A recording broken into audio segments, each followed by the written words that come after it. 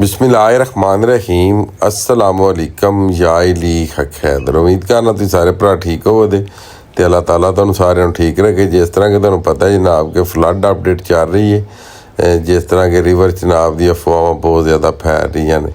आज जनाब 18 सितंबर है, नवा महीना 2025। जिस तरह के सुबह वाली वीडियो मैं 24 आ चुकिया था तो बहुत सारे भरावां नूं कोई कीड़ा भी तंग करदा ते ए जनाब मेरी एफर्ट वेख लवो, ठीक है।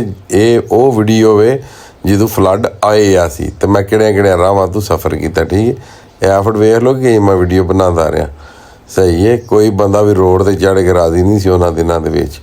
जो मैं जनाब मेरी जिंदगी मौत नाल खेड के ते तुहाडे तक अपडेट मराला ही दिंदा रहा, जिस तरह कि मराले मैं पहुंचिया था, ठीक है।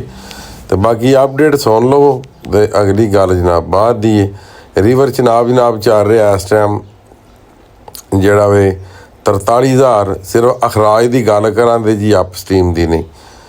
हानकी चल रहा 41,000, कादराबाद चल रहा 39,000, चन्योट चल रहा 44,000, त्रिमू चल रहा जनाब 77,000, हैड पाइनाद चल रहा 1,33,850, रावी जसर के मुकाम चल रहा जनाब 10,709, शदरा 9,613, हैड बल्लो की 20,185 तो हैड सदनाई 995 तो 16,000 उत्ते पानी हैड सदनाई को। दरियाए सतलज गंडा सिंह के मुकाम ते पानी 95,000, हैड सुलेमान की ते पानी 70,000 तो हैड इस्लाम ते पानी 69,000। दरियाए झेलम मंगला डैम के मुकाम ते पानी 19,000 9,000 का खराज तो हैड रसूल ते जनाब पानी 5,200 तो खराज 0। दरियाए काबल नशारा केपी के लो हो गया 21,100 का खराज। इंदस रिवर के जिन्ने बराज ने उन्होंने अपडेट तरबेला तो जनाब 1,34,500 का खराज, काला बाग 1,94,026 का खराज, चश्मा 1,88,038 का खराज, तौसा 1,54,386 का खराज, गुड्डू बराज 4,56,964 का खराज। गुड्डू बराज से भी पानी की कमी जी है वह नज़र आ रही है। सखर 5,10,000 तो कोटरी 2,99,000 तो 98 का अखराज। ये ना पूरे पाकिस्तान के दरियावां की अपडेट दे दी तुहानू।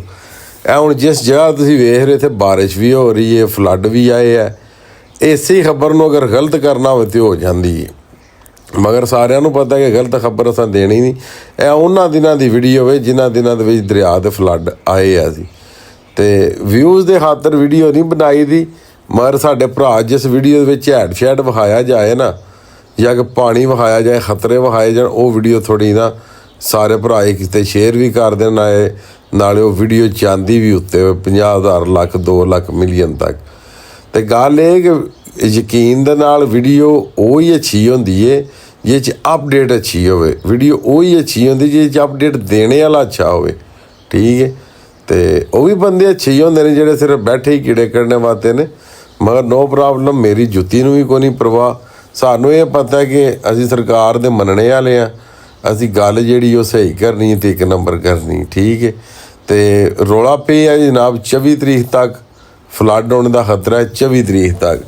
तो 24 तरीक तक इंशाअल्लाह ताला जिहड़ी भी अपडेट होई हो असीं तुहानूं देंदे रहांगे। मगर साडे कोल भी इस टाइम जनाब बदल बने ने, अगर बारिश उधर हो रही है तो बारिश में भी हो सकता है अजकल साडे कोल भी होनी शुरू हो जाए। महकमा मौसमियात ने जिहड़ा कि अलर्ट दिते हैं। तो बाकी जलालपुर पीर वाला शिरकपुर शरीफ, उस तो बाद सुल्तानपुर वाले ये मुकम्मल तौर पर जनाब डुब गए ने। उस तो बाद जेडे गंडा सिंह तो ला के तो पाइना तक ने सतलज विच वो भी सारे डुब गए हैं, क्योंकि पानी हाडा थले तो आए को नहीं, पानी तो इलाकों च फैल गए हैं। तो बाकी दुआ करो अल्लाह पाक अपनी मेहरबानी करे, अपना करम करे तो अल्लाह ताला सानू इस अजाब तो बचाए। आ जिहड़ा नवा अजाब साडे सिरां दे जिहड़ा ना ये मंडरा रहा वे, ठीक है।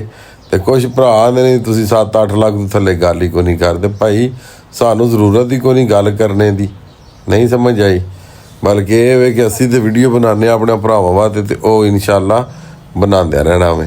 तो बाकी जनाब आई दी वीडियो तो आई दा व्लॉग करने खत्म, मैनूं दी इजाज़त।